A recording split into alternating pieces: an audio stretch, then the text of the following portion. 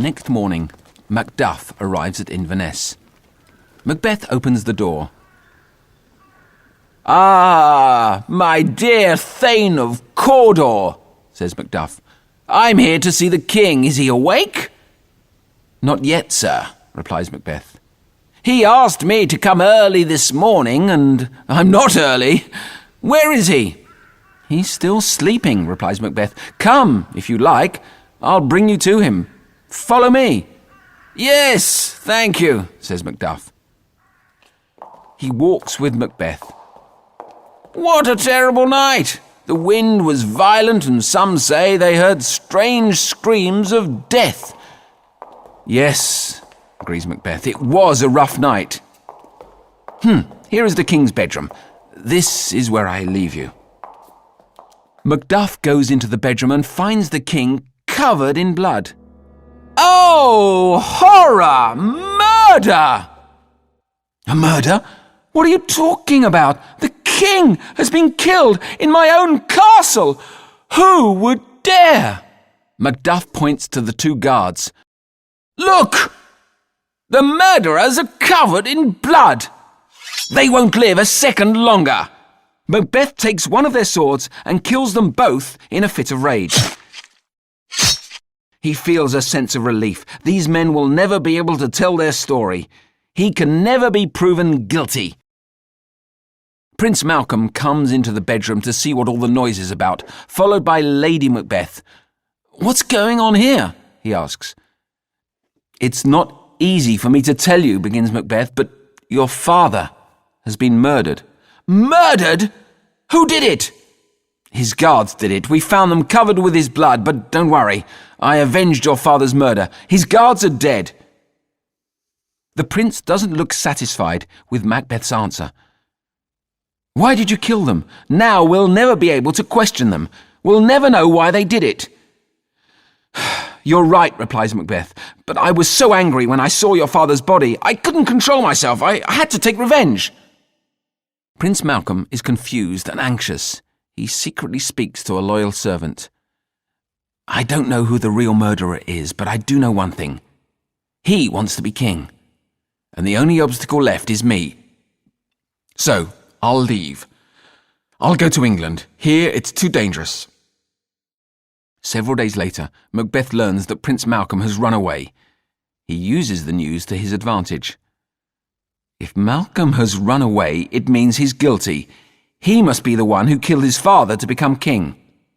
The rumour spreads. More and more people believe that Prince Malcolm is the murderer and that he will never return to Scotland. Since after Prince Malcolm the next in line for the throne is the Thane of Cawdor, Macbeth becomes king. But he's not at peace. He's constantly thinking about the prediction of the three witches. Didn't they say that Banquo's children would be kings? If so, it means he killed Duncan for nothing. A servant comes in with a message. "Sir," he says, "the two men that you wanted to see are here." "Good," replies Macbeth. "Let them come in." "Do you know how to keep a secret?" asks Macbeth. "Sir, we're as quiet as tombs."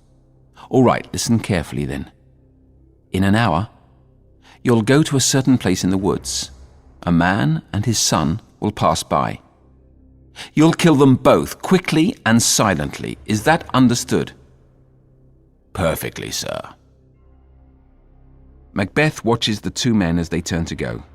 Banquo and his son don't have much time left to live. The assassins are hiding behind trees. Suddenly they hear the sound of a horse. Banquo and his son appear. The assassins don't hesitate. They attack right away. "They're coming. I'll take the old man and you take the boy."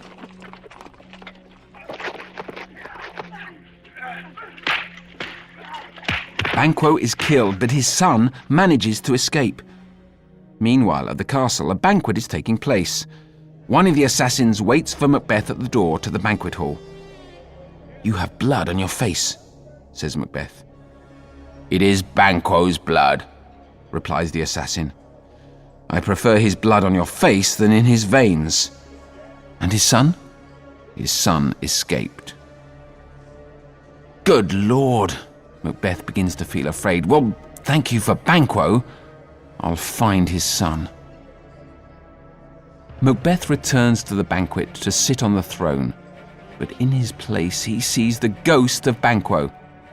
Get out! Go away, terrible ghost!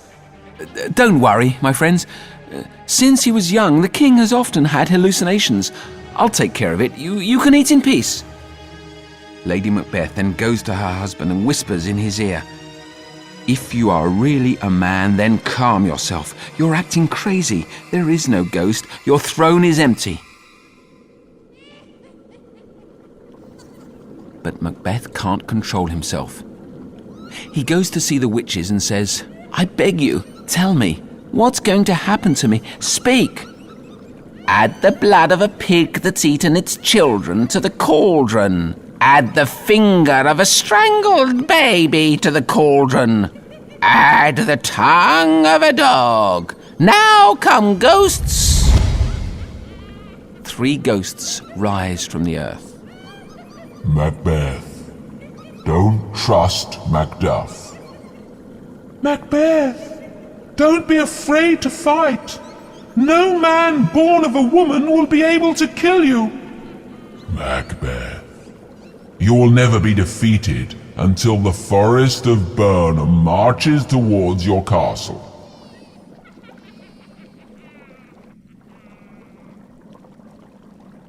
The predictions reassure Macbeth.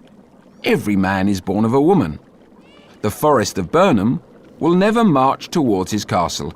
He is invincible. He decides to kill Macduff anyway, just to be sure.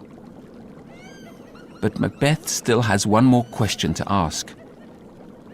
Will the sons of Banquo be kings?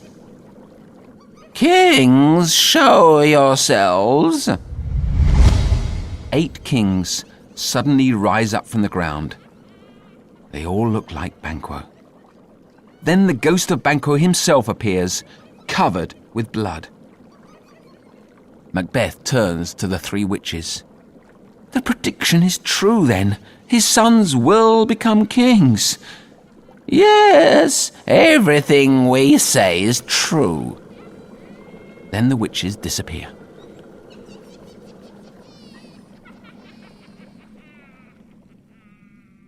Macbeth goes back to the castle. A servant tells him, Sir, a messenger came when you were out. He had news of Macduff.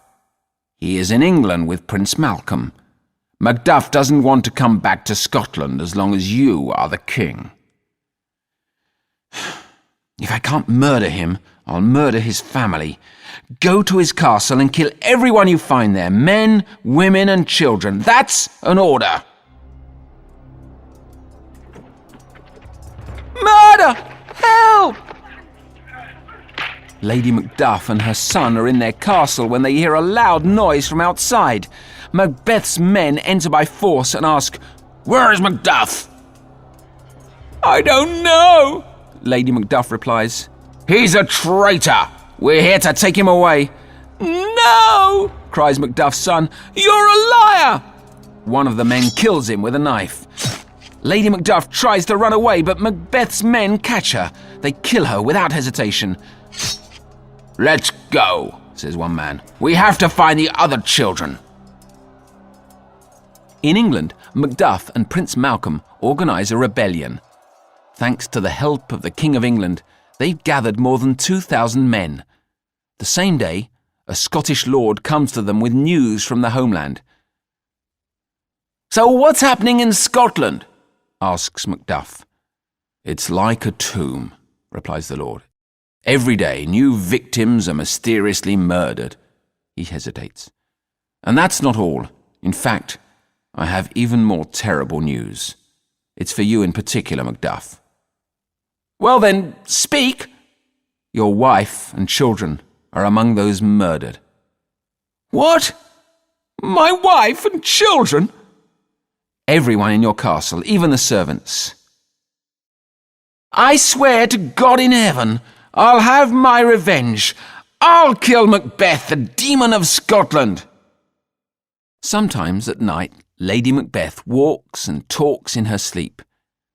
Her lady-in-waiting sees this and asks a doctor to check on her. The doctor watches her as she rubs her hands together. "Out, damned spots! Will my hands ever be clean? The old man had a lot of blood. And Macduff's wife, where is she?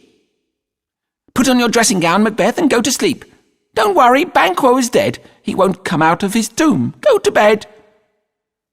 The doctor says, "The Queen has a tortured soul. She doesn't need a doctor. She needs a priest." The next day, a messenger hurries to find Macbeth in his throne room. "Sire," cries the messenger. "What is it?" asks Macbeth. 10,000 English soldiers are approaching the castle, led by Prince Malcolm." "It doesn't matter. As long as the Forest of Burnham isn't marching, nothing can scare me. Get out of here, you coward." Suddenly, a woman can be heard screaming.